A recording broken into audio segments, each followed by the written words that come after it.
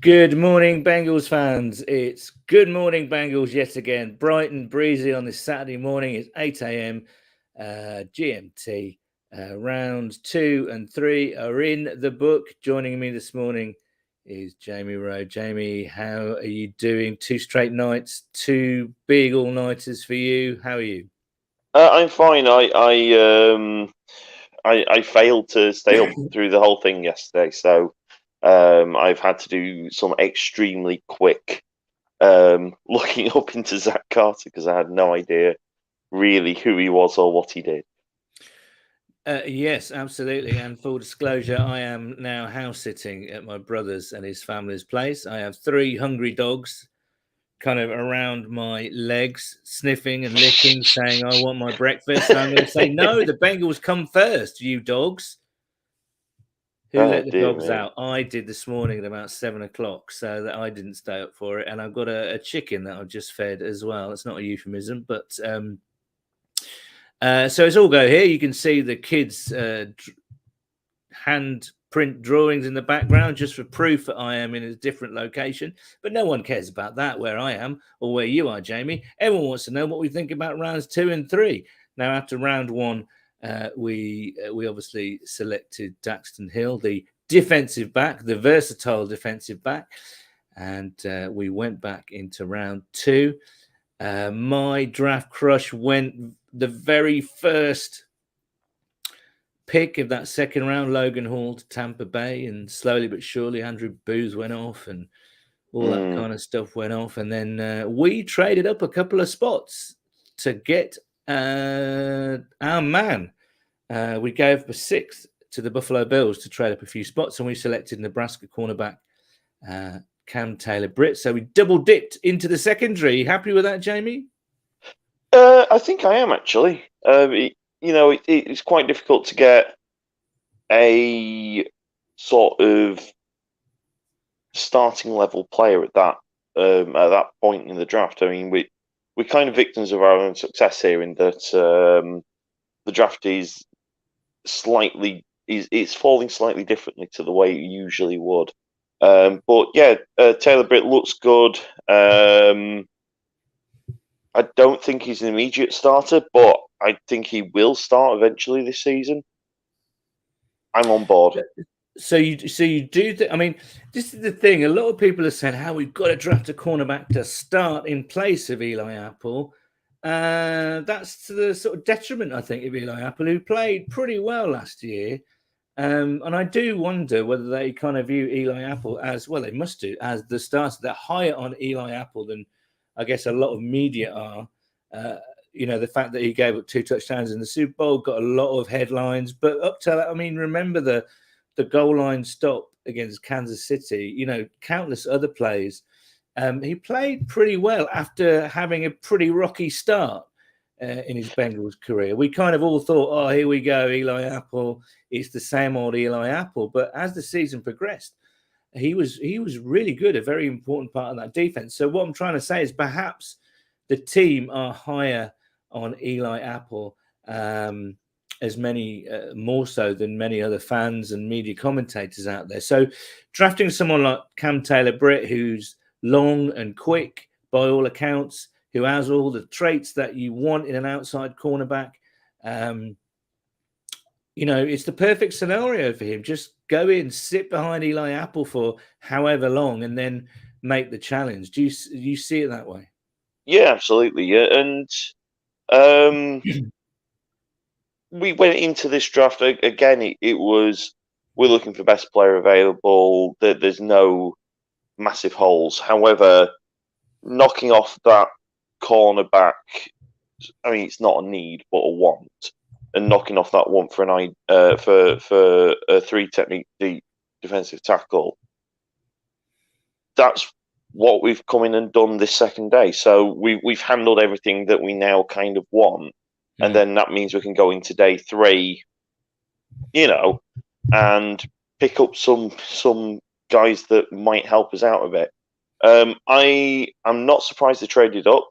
I think there is definitely something to be said that when you are a contending team, You're not after masses and masses of players in the draft. You're after players that can make an impact. And I think that's what they've managed to go out and get. And if they've managed to jump ahead of a team that was interested in Cam Taylor-Britt, then, job done. No, I agree. And it's pretty obvious that was the guy they wanted. And if you look throughout the process, they've met with him. He's been sort of lurking around that round 3, certainly round 2 area. So to me, I just was not surprised when they selected Cam Taylor-Britt. I perhaps thought they might go for a defensive tackle, but if no one's around at that area, then I don't see I really think it's a good pick, because they've obviously identified this guy. They've been through right throughout the process. If you read some of the quotes, he exuded energy and excitement when interviewed by members of the Cincinnati media. He's absolutely delighted to be here. He can't wait to get going. And he kind of said, when he came to Cincinnati, he just felt it was a really good fit.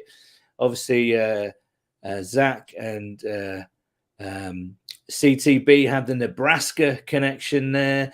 So it just seemed to fit. It was a good fit in terms of need, a good fit in terms of personality, and a good fit where he was in the draft. So good value, good prospect. I think it's another solid B plus for me. I mean, might even be an A for this one, I think. Gregor Cairns has written in. Gregor, good morning to you. Pretty happy with the pick so far. Andy Hawkins, a very good morning to you. I think Hill is a good pick. And a lot of commentators are giving or grading the Bengals a straight A for that pick. They just saw him as a top 20 talent who fell to the early 30s there, and we snagged him up. And just looking at some of the tape, he looks like a very good player that you can plug in anywhere, really. I mean, it's that versatility aspect. Tom McDowell, morning, gents. Who day? Morning to you, Tom. I know that you were drinking quite heavily last night. So get him on here. I want to see him on here. Yeah, well, Tom, you've got the link, mate. Come on if you want to. Let's all see and point at you with your hangover. If you have one, you might be totally fine. I want to make loud noises at him. Couple of noteworthy picks in the second round. We mentioned Logan Hall. Damn, going to the Buccaneers, first pick right out of the trap. Good luck to Logan. And I say that, obviously, if you don't know, Logan was a guest on our podcast last week. What a nice guy, and we wish him the best, except for the time we play Tampa Bay this year. Yes. The Packers, they went up to get their wide receiver, Christian Watson. Roger McCreary, I know a lot of people were high on him. The cornerback went to the Titans. Breece Hall, the running back, by consensus, the best running back of this draft class, went to the Jets, who are loading up. I have to say, they are loading up. Jalen Petrie. If Zach Wilson gets it right this year, the Jets could become a force in that AFC East. Because, I mean, obviously the Bills are absolutely great, but beyond that, you got the Dolphins, who are a bit iffy. You got the Pats, who I'm not convinced about at all. That could be there for the Jets to actually get themselves in the mix. Yeah, that might be a sneaky, decent division. You look at Dolphins getting Tyreek Hill. Obviously, people are excited. Well, certain people are excited about that. Anyway, back to the draft. The Texans drafted defensive back Jalen Petrie, and another name that was mentioned in the conversation at the back of the first round for the Bengals. Again, another versatile defensive back. Arnold Ebiketie to the Falcons. Kyler Gordon, another, certainly one of my draft crushes, went fairly early in that second round to the Bears. The Seahawks get Boye Mafe, who's a good player. Andrew Booth, another cornerback who I thought the Bengals might go for in that first round. He went off the board. pick 42 to the Vikings. Now then, David Ajabo. Well, let's talk about the Ravens. Let's talk about the Ravens ever so briefly because they are having a time at the moment. I've not seen who they picked after David Ajabo, but certainly do you want to be horrified? Well, they've got Ajabo, the highly rated defensive end who's recovering, I believe, from an Achilles injury. They also picked up Travis Jones later on in the. Jeez Louise! So they are, even though they're not drafting anyone to score points, they're certainly drafting everyone to stop people scoring points. They are having a great time. They always bloody do, though. That's okay. Cam, one of my again. Okay, let's go back. Josh Pascal to the Lions, again, a name that was mentioned. He went. That's higher than I thought he would go. Actually, Jaquan Brisker, the safety, to the Bears. So they picked up they reloaded their secondary. Alontae Taylor in the second round to the Saints. I mentioned Alontae Taylor because, again, it's a name that was linked. He's been heavily linked to the Bengals. Tyquan Thornton, one of my draft crushes. Again, the Patriots disregarding all big boards and mock drafts and just going, hey, look, we like this guy. We're going to get him. I don't care whether we're going to take him. There's a difference between having a draft crush and then drafting someone who you quite like for the 5th round in the second. Exactly. I mean, I don't know what's going on with Bill, but they are making some sort of massive galaxy brain choices over in New England these days. Cam Jurgens, the center, again, a name I like him. Mocked a lot to the Bengals. He's gone to the Eagles again, who are having a sneaky good. Well, not sneaky. They're making all the big moves. Steelers drafted George Pickens, the wide receiver from Georgia. Alec Pierce, the Bearcats wide receiver, went to the Colts. Chiefs. He's a tremendous player. I'm a Bearcats fan, so I might get a bit of accusations of being a bit of a homer for that one, but he's good. Yeah. No, absolutely, and that's a nice pickup for the Colts, isn't it? The Chiefs, mention the Chiefs because obviously there are one of our rivals. It's so weird. It's so great to still say there are rivals for the AFC because we are a rival. We're in the mix for the AFC, which is great. Sky Moore, the wide receiver, so you expect that to take. I've had a brain fart. Come on, brain. Morning brain, yes. The Cardinals take Trey McBride at 55. The tight end, again, another guy that was mocked and beloved by Bengals fans in the whole mock draft process and the lead up. I wonder if that opens up tight end on day 3 for us. So someone like a Charlie Kolar. If he hasn't been picked already, again. No, he hasn't. You're good. And just in that second round, Brian Cook, the Bearcats safety, went to the Chiefs. So obviously taking over from the Honey Badger there. And good luck to Brian. He's got a lot of fans out there. And he's landed with a good one there at the Chiefs. So good for him. Now then. On to round 3.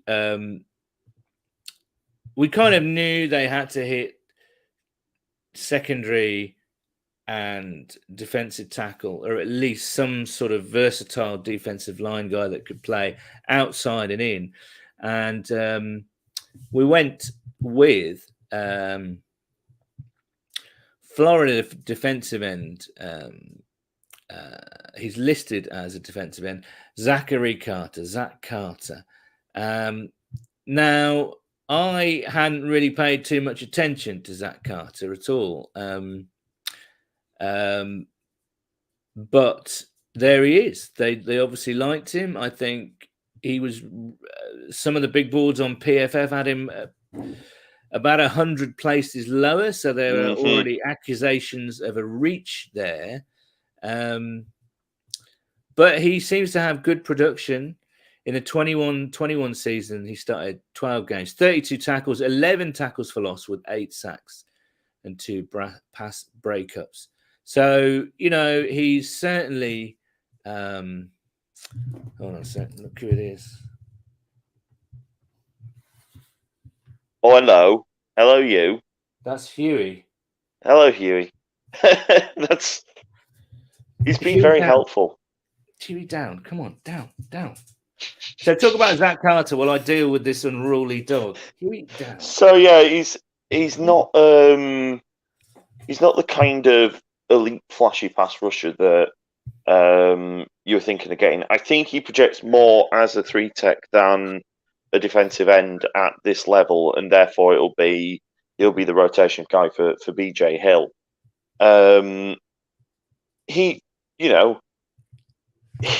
It's very much like using a hammer to do any bit of DIY.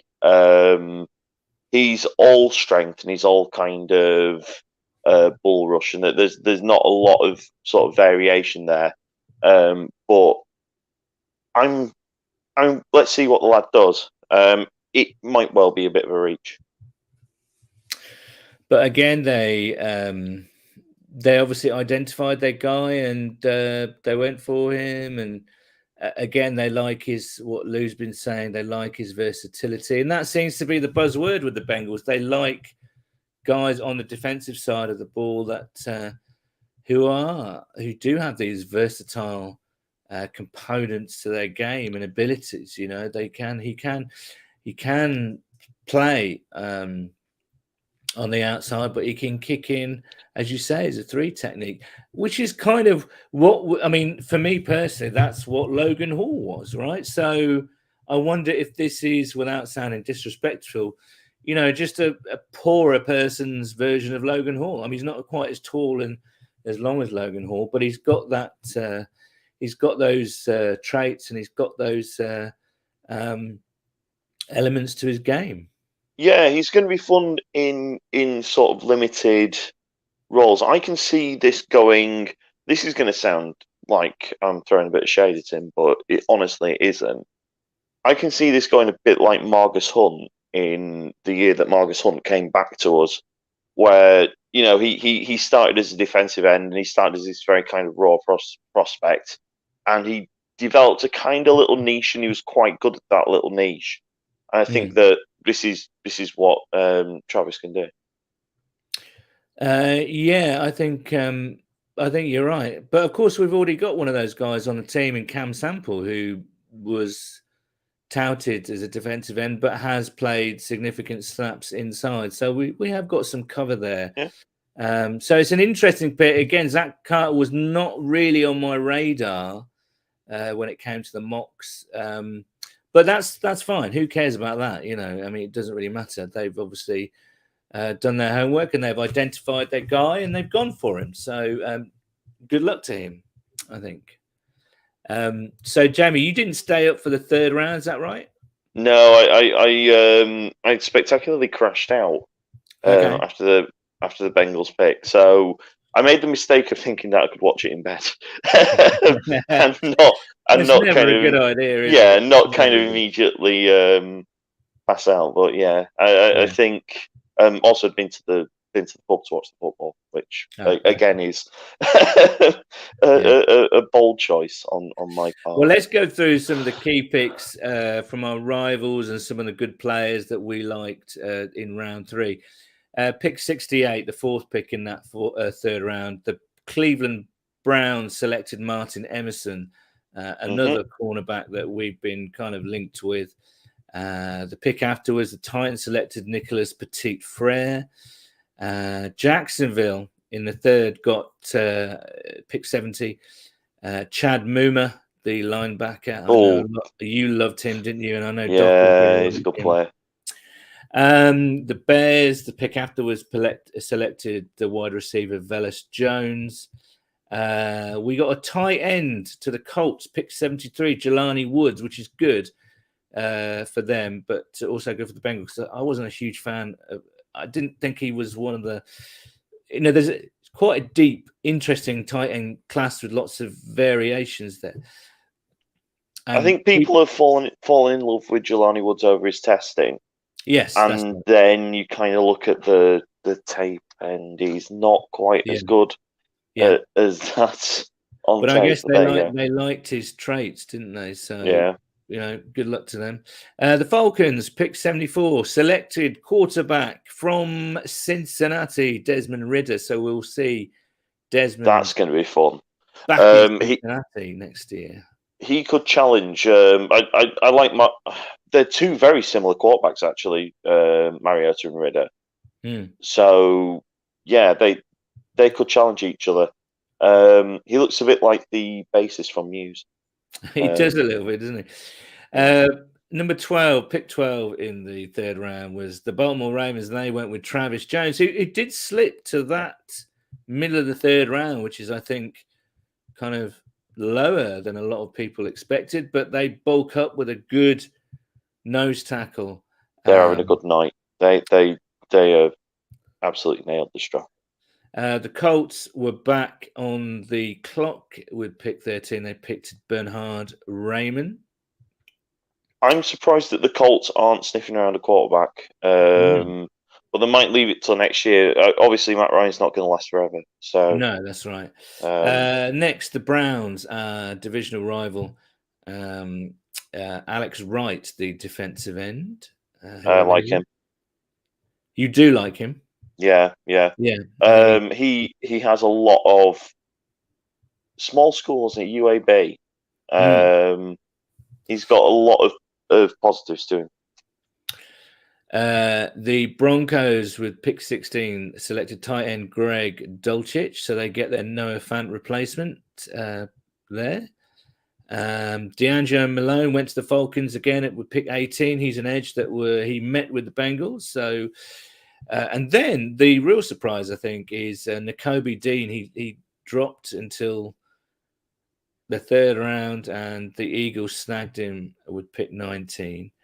And then the Steelers got DeMarvin Leal, the defensive tackle, the very athletic defensive tackle, but inconsistent by some stretch. But that looks to be a decent pick for the Steelers in the third round there.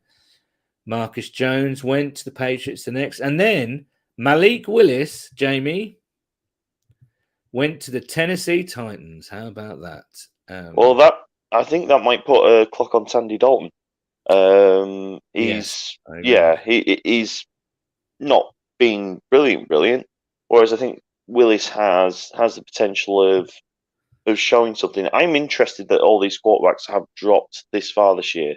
Yeah, it's interesting, and I think you keep talking. I think you hear about a lot of the commentators before saying, "Do you know what? I don't think there's an outstanding quarterback," and teams might be swayed by the fact that it's a quarterback, and you've got to take a quarterback in the first round. But this, I guess, the team's evaluations have been. They've not been swayed. They've allowed things to drop a little bit. And another quarterback went with pick 30 in that third round. Matt Corral, he went to the Panthers. He was in the green room for the entire time. Bless him. He had a bit of a wait, but he got there in the end. That seems to put paid to Baker Mayfield to Carolina. What else? More of my draft. After we selected Zach Carter, Kirby Joseph went to safety, went to the Lions. One of my draft crushes there. Myjai Sanders went to the Cardinals at 36. Yep. Jeremy Ruckert went to the Jets. Another tight end. So they're doing a Chicago and drafting and signing all the tight ends. Leo Chenal went to the Chiefs. That's another good pickup. I think, that's good. Yeah, he's got a tremendous kind of, again, testing warrior. And I think actually that does show slightly on tape for him. So I saw people mocking Leo Chenal as late first rounder. And yeah, he's a reasonable player. So that gives you an overview of what our rivals have been doing, and I think we stand pretty well. I think for me, the Ravens obviously have signed all the good players. or drafted all the good players. The Chiefs have had a nice draft. The Eagles, I like some of the Colts stuff. Basically, everyone's reloading, aren't they? But the thing is, with the draft, you never know how these guys are going to be until they get onto the field. It could take, excuse me, could take them a bit of a while to get bedded down in the NFL, but we shall see. So we haven't got a sixth now, Jamie. So it's rounds 4, 5, and 2 in the 7th tomorrow. So that means 4 picks left. What do you think? Where are we going to go? Paul Downey Jr. said this morning he thinks they'll go offensive line in the next round, but I'm not sure about that. I think they might go tight end. It might be the sweet spot for tight end for them. It might be a receiver, I think. So I've already mentioned Charlie Kolar. I'm just trying to kind of work out what... Cole Turner, Daniel Bellinger, Isaiah Likely is still around. So tight end is definitely something to aim at. I'm trying to work out what O-line is still left now, because I was looking up Dylan Parham, but apparently he's gone to the Raiders. I don't know. We'll find out.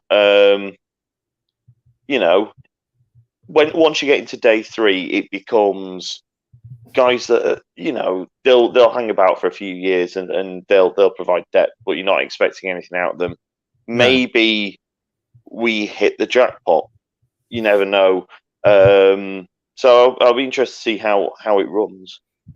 Yeah, Perry and Winfrey is still around if we want to go back. Curtis Brooks is still around, the 2 defensive tackles there.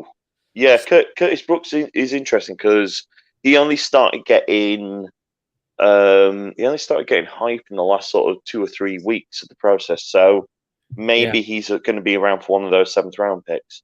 A guy who I might be interested in, and there's been a run on Central Michigan players this season, but he's called Khalil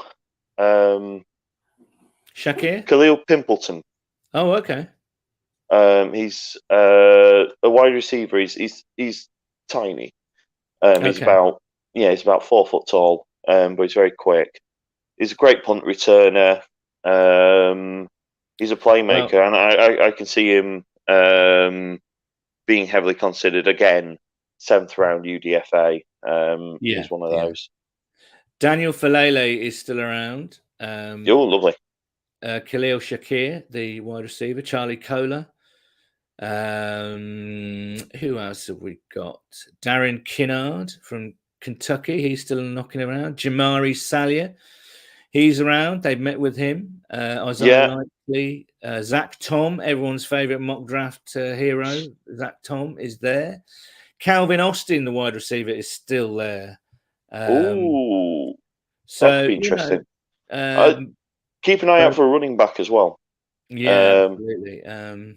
Bo Melton is still there as well. So again, there's plenty of interesting role players there to be had, I think. And but just finally, we'll be back tomorrow morning to review who they took tonight. Hopefully Pete will be with us. He was supposed to be here this morning, but obviously, anyway. Solid, pretty solid so far. Again, they've addressed the needs that I think, looking at the draft so far, that Daxton Hill they went best player at BPA in the first round, and that was Daxton Hill for them. And they addressed their needs more so in the 2nd and 3rd. Do you think that's right? Yeah. And if I keep forgetting, is it Zach Carter, isn't it? Yes. So keep on calling Zach Travis. I have no idea who that is. I don't know. My brain is just putty at the moment. Zach Carter, if he works out, then it'll look good. Yes. And even if he doesn't quite work out, we can try and work something out with 3 Tech, try and get different guys in there. Zach Travis is apparently an actor. Okay. There you go. He was in the 2019, and I mean this sounds incredible. I'm going to watch it. A 2019 film called Batshit Bride. Okay. and The Man Who Fell from the Sky. So there you go. There you go. So go and watch some Zach Carter films Yeah. today, and go and watch some Zach. Zach Travis films. Oh my Travis head! films. This is why you do it, because this is why I know. I you like put me doing on this Good early morning Morning stuff because I Bengals. get throaty and chesty, and you I your have some brain kind of is weird not breakdown. great level. Listen, guys, we'll leave it there for now. Thank you so much for tuning in. We'll be back tomorrow with the breakdown of rounds 4, 5, and 7. Remember, no 6-round pick. But thanks for watching, and we'll see you soon. Who day?